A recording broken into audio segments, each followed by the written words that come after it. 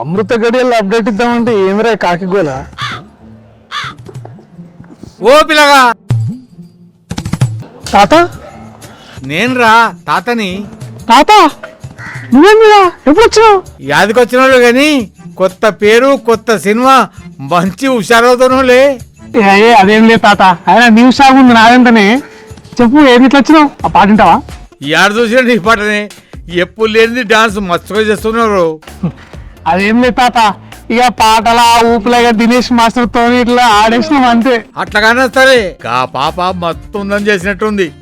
అబ్బో సంధిస్తే సురికేస్తాడు. సరే తాత వచ్చిండు, మరేం కొత్త ముచ్చట్లేవారా? బరోబర్ ఉన్నది, అది చెప్దామని మంచి గడియలు మంచి ముహూర్తం వెతుకుతున్నా. చేసే పని మంచిదైతే అవన్నీ ఎందుకు బిడ్డ?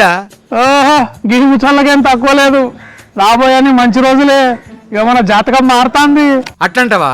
మరి అదేందో చెప్పిగా.